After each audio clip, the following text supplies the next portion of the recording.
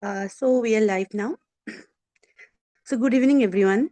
I am Koel Banerjee, and I am absolutely delighted to welcome you all to the CSRF session today. We are thrilled this evening to launch our 10th public lecture of 2025 and our 52nd public lecture overall, featuring the esteemed guest, Mr. Snehashish Panigrahi. Tonight, he will be leading us through the compelling and crucial subject Beyond the Human Literature in the Age of Posthumanism. But first, for those joining us for the first time, let me share a brief introduction to our organization, the CSRF. Cultural Studies Research Forum is a student led non profit organization established in 2022, built upon the conviction that knowledge holds transformative power. We fulfill this mission by organizing free public lectures and discussions that span a diverse cultural spectrum from literature and art to music and food. Our ultimate goal is to empower students, exposing them to novel ideas, nurturing critical thinking, and cultivating a deeper appreciation for the complex and multifaceted world we share. Today, we are delighted to welcome our distinguished guest, Mr. Snehashish Panigrahi, Assistant Professor of English at GIET University, Gunpur, Odisha. Mr. Panigrahi comes to us with a strong foundation in literature and a compelling focus on the most pressing intellectual currents of our time, posthumanism and environmental studies. His research delves into the critical intersection of human nature relationships as they are portrayed in contemporary fiction. His academic work engages with prominent authors like Amitabh Ghosh, Richard Powers, Barbara Kingsolver, concentrating on vital themes such as ecological narratives, myth, and cultural memory. His insight promised to offer a fresh perspective on how literature is grappling with the world where the human is no longer the sole central subject. Today, Mr. Panigrahi will be guiding us beyond the human in his talk, Literature in the Age of Posthumanism, an exploration that challenges traditional boundaries and reframes our understanding of self, society, and ecology. Please join me in giving a warm welcome to Mr. Panigrahi. Over to you, sir. Thank you for your kind words, ma'am. I'm really excited to share my views on this topic, post-humanism. So, post-humanism, many are talking about it, but somehow we fail to understand it completely, what post-humanism is. So, today I will try to clear this fog from the mind of people by giving my insights to it. So, without any further delay, I will straight away jump to the topic. So, what if I tell you that the future of literature might not belong to us, not to the human voice, not to the poet's pen, not even to the author's imagination, but to something larger, wilder, and more than human? Before I even introduce myself, I want to ask you a question. Like, what if the future of literature might not belong to us? See, this question is really integral because this question breaks 1,000 years of literary confidence. For centuries, we believed stories belonged only to us and that imagination existed solely for human beings. But what if the next storyteller is not human at all? What if the next metaphor is born from a river? The next narrative comes from a machine. The next emotion emerges from an algorithm. Just think about. So, good evening, everyone. I'm Snehashish Panigrahi, and today I want to take you to a journey which is beyond the limits of flesh, beyond the arrogance of species, into what we now call the age of posthumanism. Now, let me slow down for a moment, because posthumanism is not just an academic phrase, it is actually a philosophical earthquake. Posthumanism, you see, it is not, you can say the posthumanism, basically, it is a philosophical earthquake. Now, how it is a philosophical earthquake? Posthumanism, you see, when we talk about it, it asks us not to, rethink about the world, but it asks us to rethink about our place in the world. Posthumanism, it is not a science fiction, basically. It is a new lens through which we look at the world. And see, literature, my friend, it is the most beautiful mirror which can show us the beautiful world. So, because you and I are here in this shared digital space, because you are listening to me through a device which is built of, minerals, codes, circuits, and wireless signals, so you are already living inside this post-human experience. Let me quote something. Every age rewrites what it means to be human. And posthumanism is the first to imagine what it means to go beyond it. Now, let us think about it. Every age rewrites what it means to be human. But what posthuman says? It is the first to imagine that it goes beyond it. Okay, let me tell you honestly that quote, when I first read this quote, it actually shook me, because for the first time, I realized that humanity is not static. It is a draft. It is a temporary vision of ourselves. Humanity is not destination.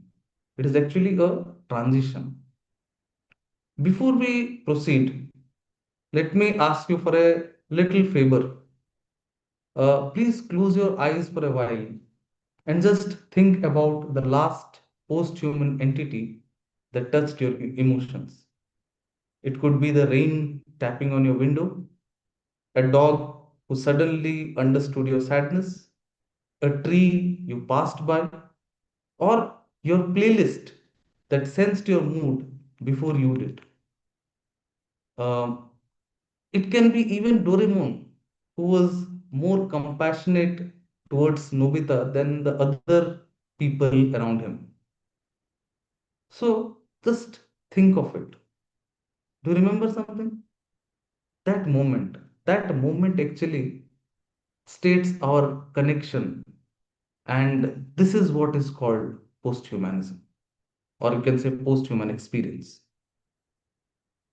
Our relationship with the non-human is actually not new. Our childhood was full of non-human companions. We had talking animals, magical creatures, robotic friends, mythical beings, and you won't believe, every story of Panchatantra was post-human. We were raised in a world where human never stood alone. We just simply forgot the truth.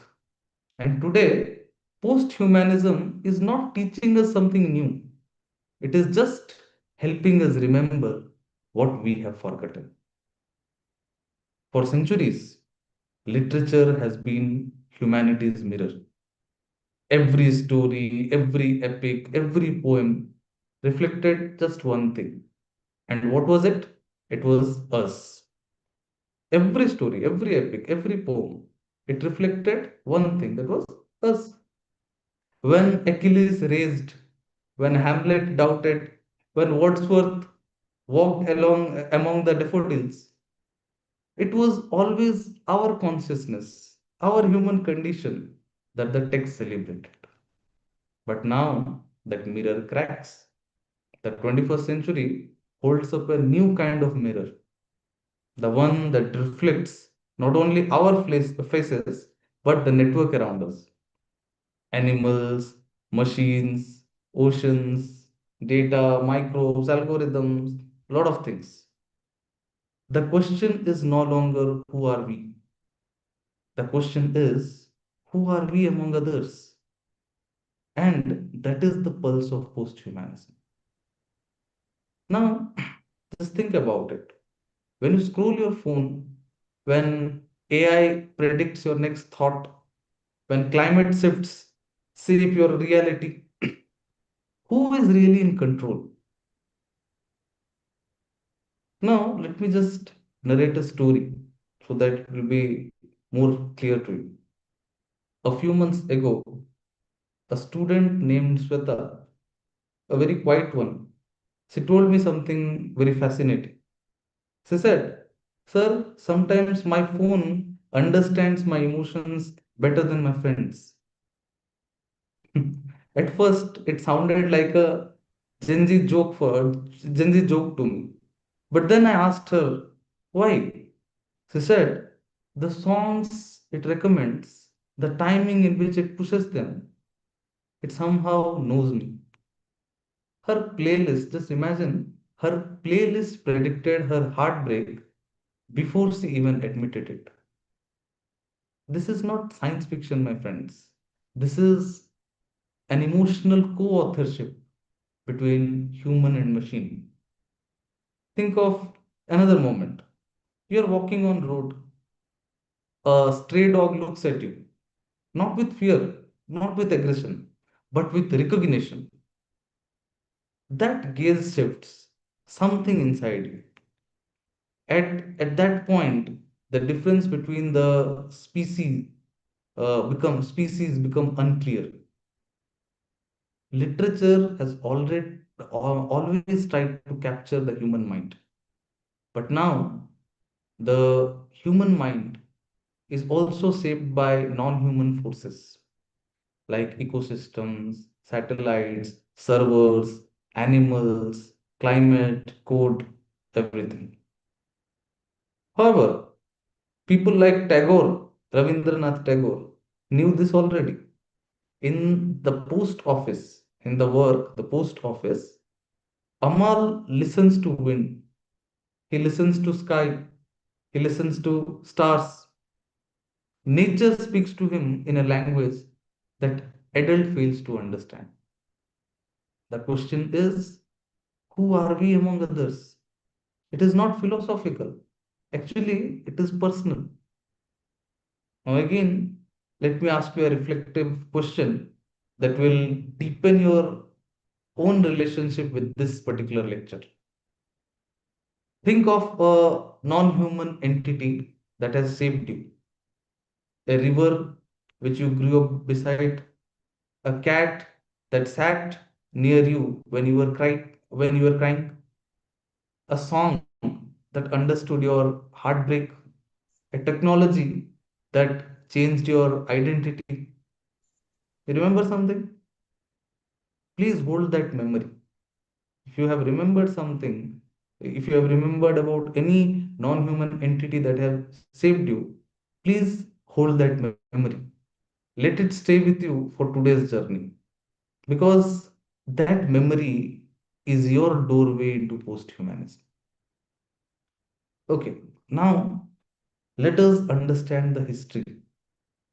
Okay, let me take you to a historical journey, because you know ideas also, like humans, they evolve, and posthumanism was not an exception.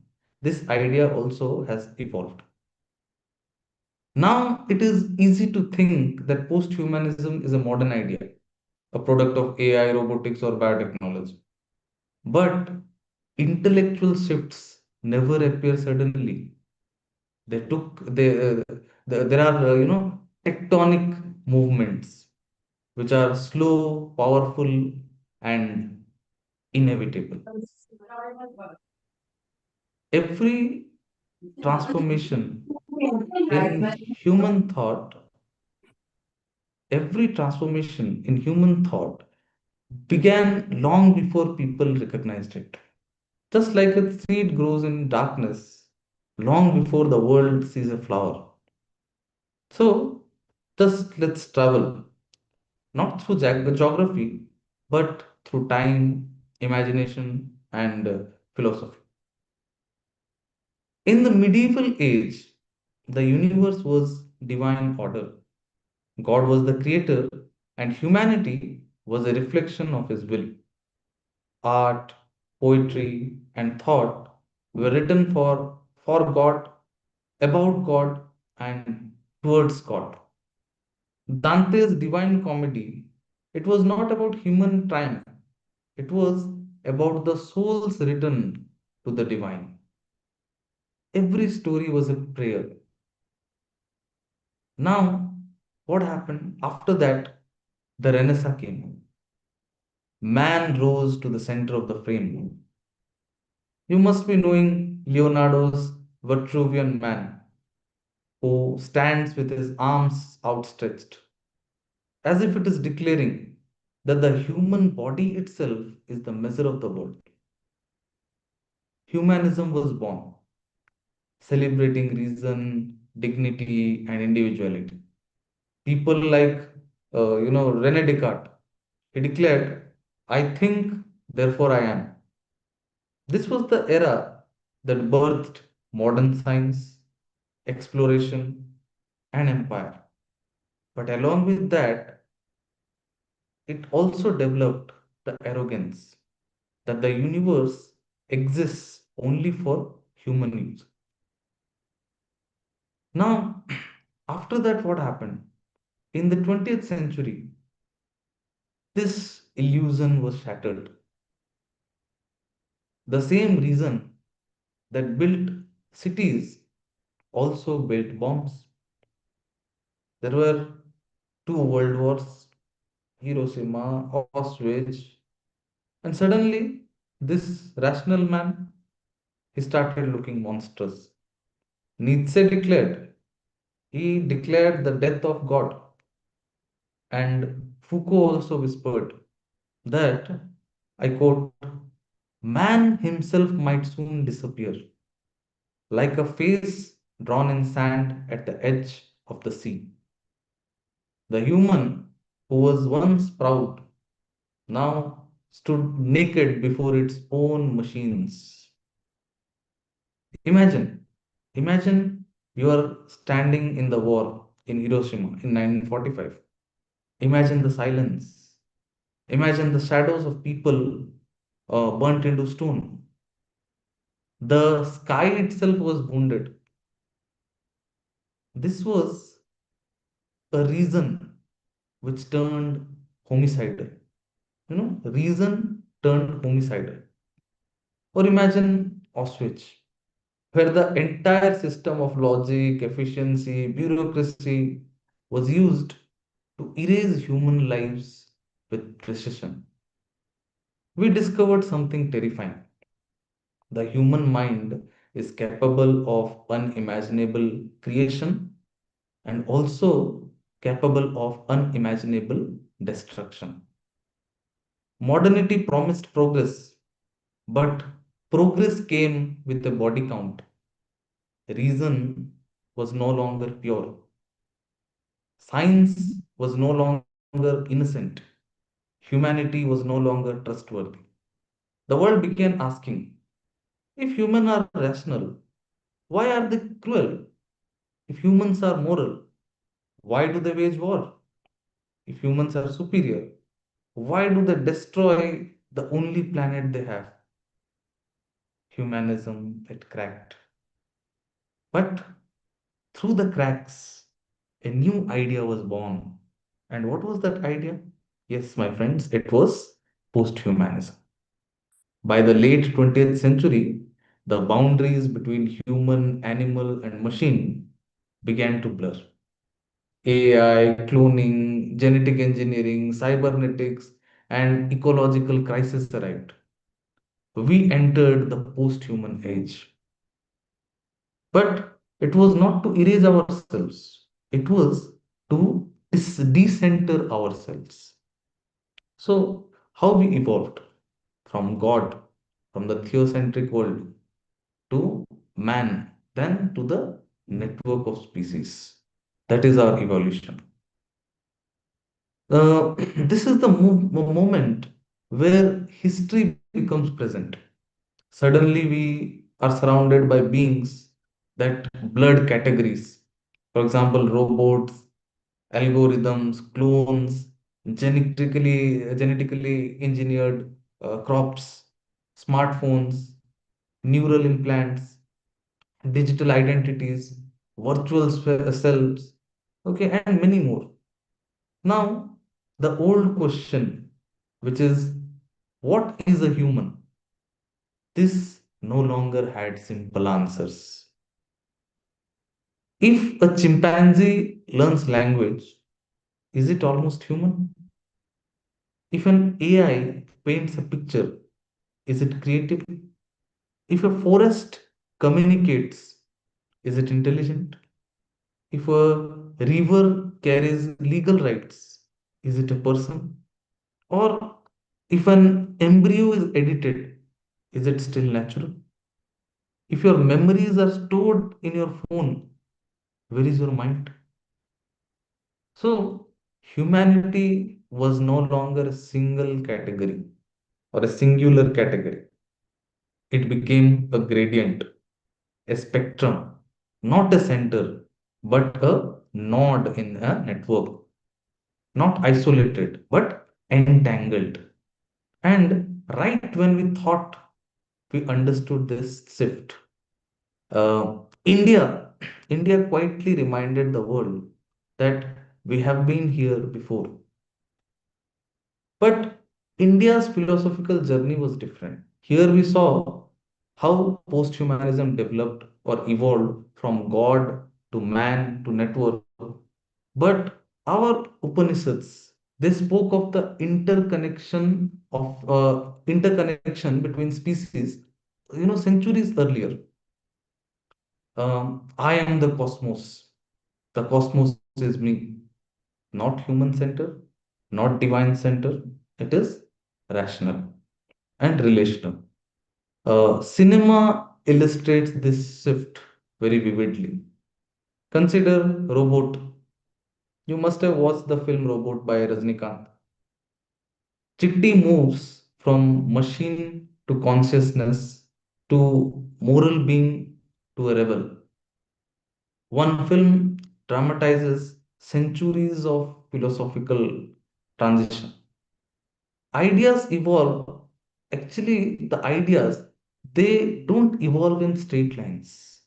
They evolve in spirals. And we are living in the latest spiral.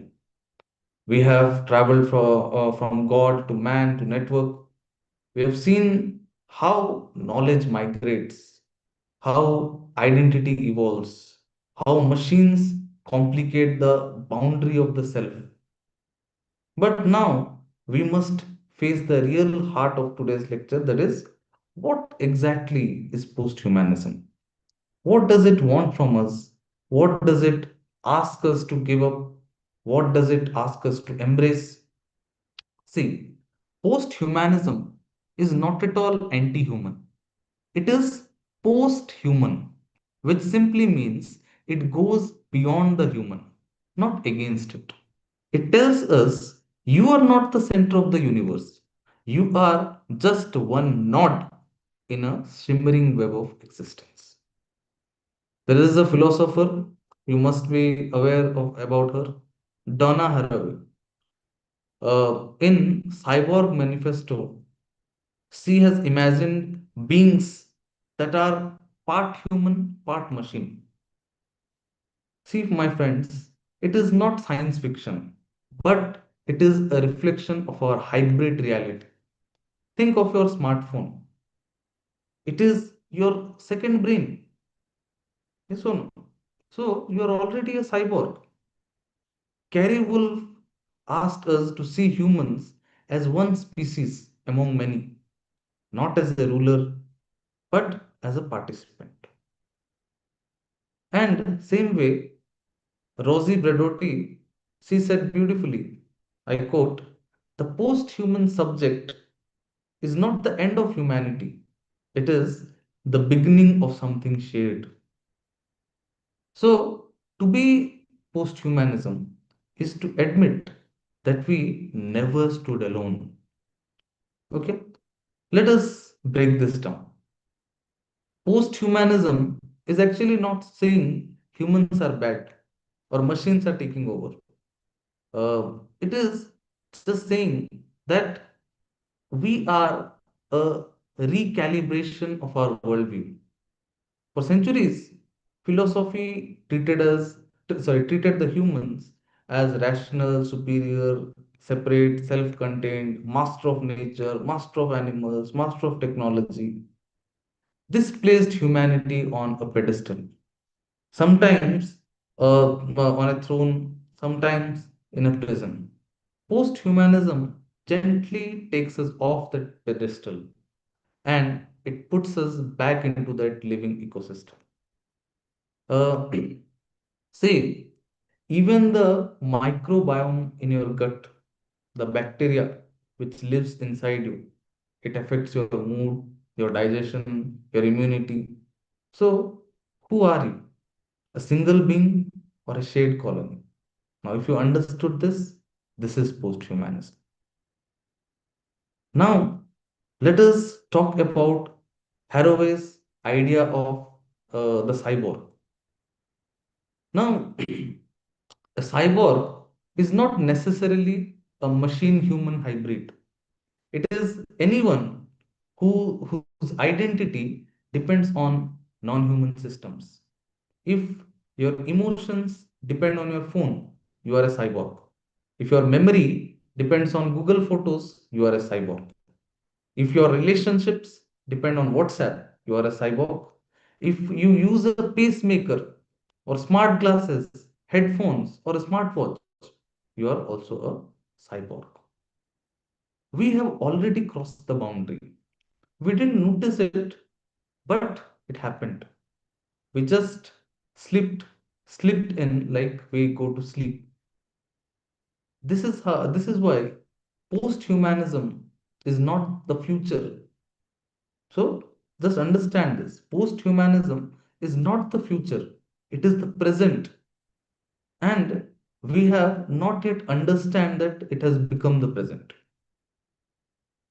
Literature has already sensed this shift before the philosophy named it. If we talk about literature, then in Amitabh Ghosh's The Hungry Tide, the tides, the dolphins, and the mangroves are not just the background, they are the characters with agency. The novel listens to the language of the river. If we talk about Richard Powers' Overstory, there trees become the storytellers. The novel stretches time to match the rhythm of the forests. It reminds us that human lifespans are only blinks in the eyes of Earth. So, yesterday I was just reflecting that we human beings are just pop ups which come in our computer screen. If we talk about Margaret Atwood's Oryx and Crake, there humans genetically engineer new species. But what happens? Their own survival becomes questionable there. In Jeff Vandermeer's Annihilation, you will see nature itself becomes an alien intelligence, which is rewriting human biology and perception. All of these works expand our definition of character, voice, and life. They are not asking us to abandon the human story. They are inviting us to expand it. Posthumanism changes how we think. Consciousness is no longer confined to human brain. It flows between us and other devices, between us and the biosphere. When you upload your thoughts to the cloud, or when a forest communicates chemically underground, that's post-human consciousness in action. Thinkers call this distributed cognition. The mind as a network, the mind, it is not a network. They consider, the mind is a network. They don't consider it as a skull.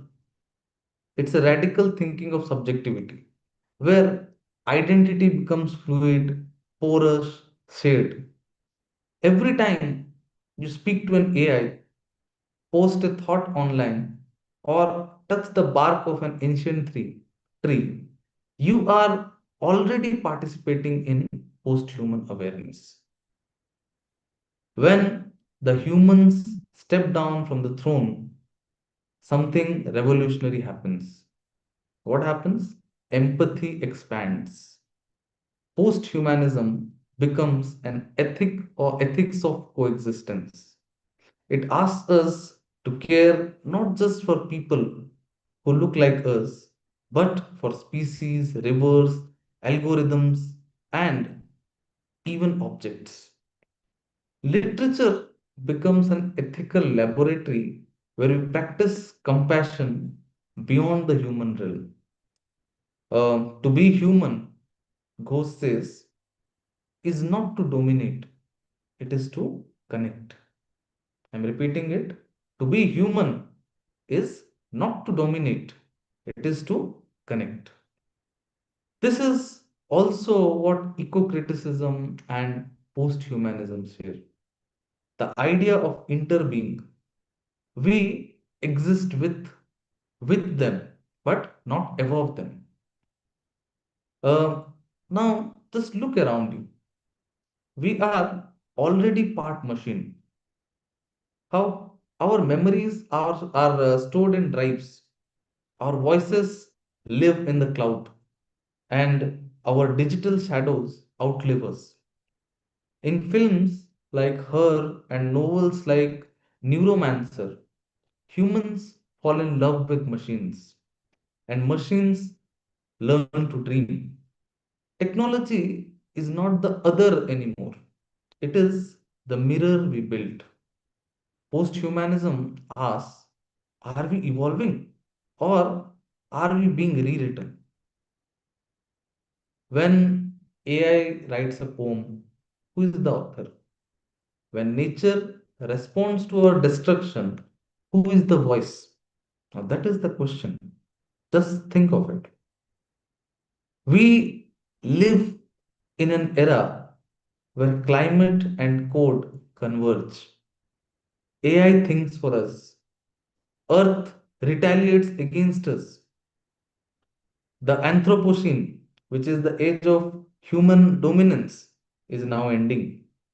Post human age begins with humility. Literature becomes the bridge, translating the language of the non human into emotion and story. It gives voice to the voiceless, to trees, oceans, algorithm, and silences. So, posthumanism is not just a theory, it is a survival strategy. So, when I say beyond the human, I don't mean against the human, I mean towards something larger. A consciousness that includes rivers, roots, and robots alike. Posthumanism doesn't erase humanity, it just reimagines it. It teaches us to listen to the world again, to see ourselves not as the masters but as the music. As Rilke once wrote, everything beckons to us to perceive it. Everything beckons to us to perceive it. That is the new literature, not written about the world, but it is written with it. So, thank you for joining me on this journey beyond the human. And obviously, remember that the next story of literature may not be written by us, but through us. Thank you. Now, I invite if you have any queries. Yes, please. If anyone has any query, please ask sir. And sir, it was really a thought-provoking session, I must say. And yes, we are, I mean, now in the track of gaining the post-humanism, I mean, the the tag of post-humanism. You know, we are nothing beyond this. Exactly, exactly, That's right. exactly. We are already post-humans. See, I'm Exactly. wearing this True. earpod, so this makes me post-human. There are a lot of things. Anyway, yes, I think True. someone True. has raised her hand, I Yeah. guess. Please unmute yourself and speak. Yeah. Thank you, sir, for this question. I Pleasure enjoyed is mine. today's presentation. I wanted to ask a very simple question that when you spoke of that machine, that one's dependence on machine and one's work outlasting, one's digital self outlasting the physical self. But it seems to me then there has been no humanism at all, because right from the time early man drew, paintings on the wall, or when Shakespeare wrote, "So long as men can read and eyes can see, so long as there was this," and gives life to thee.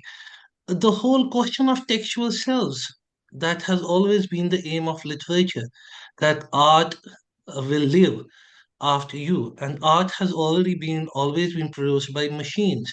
If you remember Amir Khan's simple definition of machine in Three Idiots, anything which Hmm. simplifies Which human effort simplifies. Yeah. is a machine. A pen is a machine, a chalk is a machine, everything, a paper is a machine. So are we then suggesting by this yardstick that there has been no humanism at all? Then we have always been seamlessly in a post-humanist phase. So what is all the human cry then about? Okay. So, in the medieval period, sir, actually people had this belief that we are capable of doing anything and everything. Like, as I given the example of Da Vinci's Vitruvian Man, his arms outstretched, the man standing with arms outstretched. So people at that time believed that we are capable of doing everything, anything and everything. We are capable of conquering nature. But now we are understanding that nobody can conquer nature. Before Renaissance, there was a thought, like there was a belief that people should not go for explorations, because if they go to far end of of the sea, then there is a dead end and they will land directly into hell. So at that time, God was ruling. Then came the idea that man is the center. Man is capable of doing anything. It can conquer nature. It can do explorations. It can, build machines. That ego entered in our minds. And with that ego, what we did, we just started exploiting everything, as if anything, if it is free of cost, then it is only for us, it is only meant for us. So with that thinking, we started destroying things. No doubt May I we interrupt are here for a capable. moment? Sorry, sir. May I interrupt here for a moment? Yeah, sure, sure, sure, Uh, sure. my query is that, one, it's rather simplistic to blame Renaissance for it. Rather, if we see the whole history of mankind, ever since man invented even iron for that, or invented bronze for that, it has always been, human civilization has always been up against trying to up in nature. The whole project of civilization is a fight against nature. While Renaissance, yes, gave impetus to this idea that what Francis Bacon said, the question of dead earth, that man's will must not just merely, bend earth, but subdue it and control it, and decimate it. That I believe that was the Renaissance idea. But then, isn't it rather simplistic to assume that it only began with Renaissance? Because maybe before the Renaissance, people didn't maybe explore it so much. But the question is, the forest had been cut, and temples and buildings had been built, and things had been done much before Renaissance came into being. People built. I mean, people built for pyramids, for for that matter. Or we have all the things from ancient age. So isn't it rather a simplistic assessment to say that pre-Renaissance, man was living in a non-egoistic age, to quote you? No, see, before Renaissance, as you said, pyramids were built, no doubt, and men were doing all that thing, but still they had certain concern from for nature. Forests were cut, but plants were also planted. So no doubt they were cutting the forest, but they were showing some concern to the nature as well. But after that, what happened? Slowly, that ego started overpowering the men. And when you say that like uh, before Renaissance or pre-Renaissance, this thought did not exist. I would say to some it might have some might have thought about it, but still the predominant thought was that whatever happened was divine order. If you know if we got some pain, then it was God's punishment. If we got some achievement, then it was God's grace. This belief was predominant at that time. Then what happened? Slowly, slowly, slowly, our ego, we have made our ego overpower us. And obviously when the ego will overpower us, obviously we will destroy things, and which will lead ultimately to our own destruction, sir.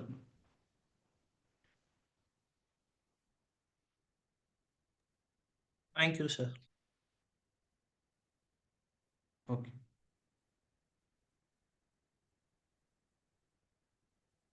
Yes, any more queries?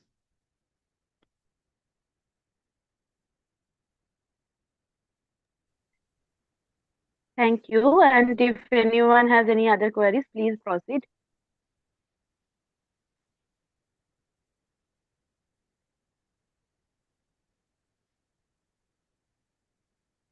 It's not necessarily a query. You can just talk to our resource person. That would be also appreciated. Anyone?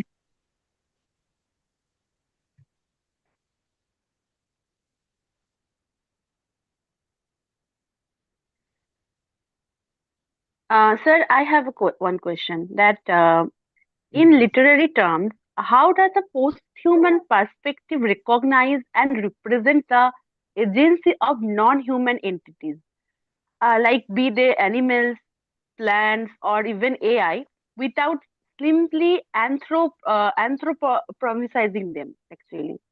So I just want to know that in literary terms, the Mhm. post-human perspective and in the agency of non-human entities, are they interconnected? Obviously, they are interconnected, ma'am. All the species, I would say, are interconnected. See, uh, we used to think that human beings are the center, but the thing is that we are just a simple node. We are just a part of this web of life. As I said, a simple microbiome, a bacteria that can affect our mood, affect our digestion. So obviously we all are interconnected. Even trees, if they don't give us, oxygen, then obviously our existence will be questionable. So in that way, I would say that obviously we all are interconnected. Is there anything like you need any Yeah. clarification? No, sir. Thank you. Okay, all right. And that how does literature written under a posthumanism lens attempt to break down the traditional subject or object binary? This is a question from YouTube. How does literature Could you written please under a repeat the posthumanist question? lens attempt? Sure, Please sir. repeat the How question. does Yeah. written, yeah, am I audible? Yeah, now you're audible me. Okay. So, how does literature written under a post-humanist lens attempt to break down the traditional subject-object binary? Does narrative point of view Okay. necessarily have to shift away from the human character? Okay. So this is a very good question. We are not saying that the narrative should shift from human, but it should connect human with the other species, I would say. Because see, when we shift our narrative from human, then people might think we are anti-human. This ideology speaks about anti-humanism. No, actually, we are just trying to connect human with the other species. That's the only idea.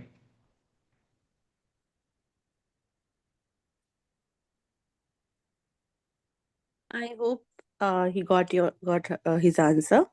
Anyone else?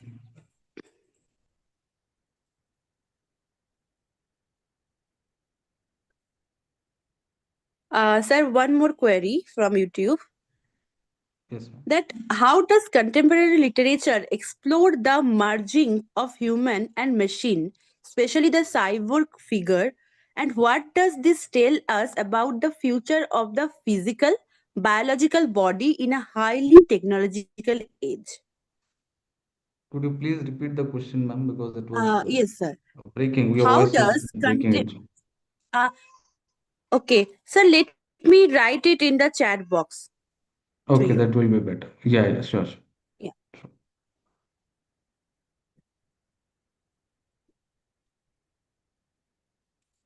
Sir, please see. Yeah, yeah, sure.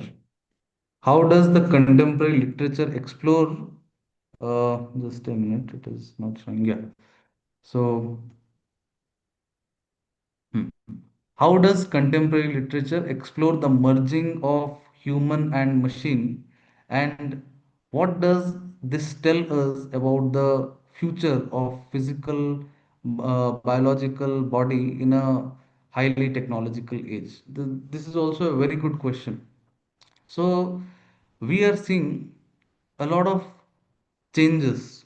Like we are seeing Iron Man and different figures like them who are part machine and in part human beings.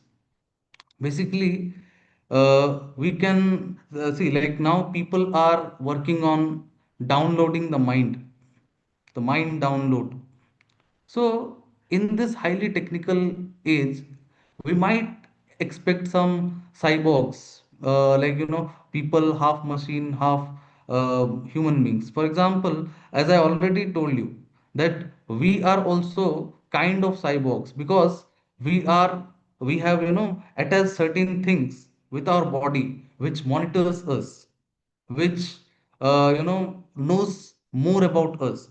So soon we might witness people with like what you can say, part machine, part human beings. So in this technical age, uh, it is not impossible, I would say. Okay, it is highly possible, and soon I guess we might see people like that.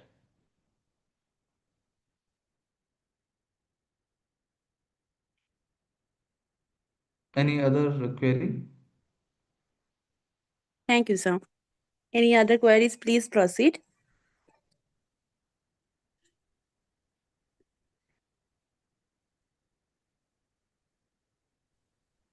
Hello, sir. Vaishali this side. I do not have a query, but I would just like to thank you for the session. It was very enjoyable. I did come across a lot of Thank you so much, ideas ma'am. that I need to read upon. So it was very fruitful for me. Thank you so much. Thank you, ma'am.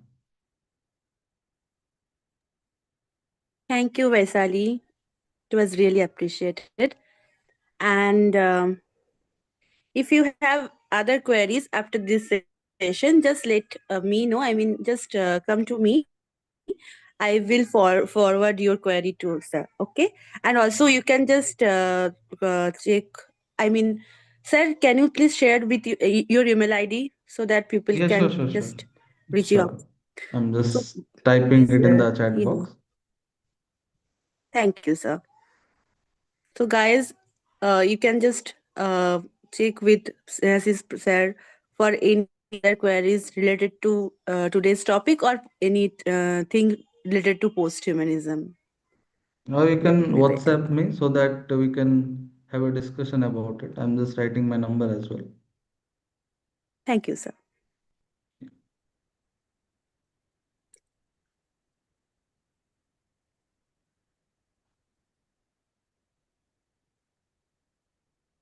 Yeah, I have also sent my number. If anyone likes to have a discussion with me, then you can initiate a discussion.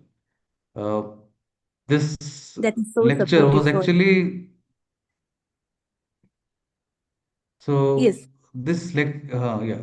So I hope this lecture at least have cleared some fog from your mind, and this is really a great field to explore because this is a contemporary idea, and a lot of people are researching on it, and you also can come forward and take up your research. So when we talk about this post-humanism, we should not say post-humanism, but we can say it as post-humanisms because it has a lot other theories attached to it. Okay, transhumanism, anthropocene, all these things. So when you read more about it, definitely you can explore more about it. So thank you from my side. Any help needed or any discussion you want on this topic, please reach out to me. Thank you. so as we draw this insightful session to a close, it is my privilege to offer a heartfelt vote of thanks. First and foremost, our sincere thanks to esteemed speaker, Mr. Snehasis Manigrahi. Sir, Thank your you so much. lecture, Beyond the Human Literature in the Age of Posthumanism, was truly enlightening. You masterfully guided us through the complex ideas, compelling us to rethink the traditional boundaries of the human literature and our relationship with the non human world. We deeply appreciate you sharing your time, expertise, and fresh perspective on ecological narratives and contemporary fiction with the scientific community. Finally, thank you to all of you, our wonderful audience, for your enthusiastic participation, thoughtful question, and for making this 52nd public lecture overall such an engaging discussion. Your presence is very core of the CSRF's mission to promote transformative knowledge. Last but not the least, I want to thank Dr. Kalani Velat ma'am and also Anand Haridas sir for their super support. We hope you found this evening as stimulating as we did, and we look forward to seeing you at our next event. So thank you, take care, good night. Thank you so much, everyone. With your permission and ma'am's permission, I'm ending this session. Thank you.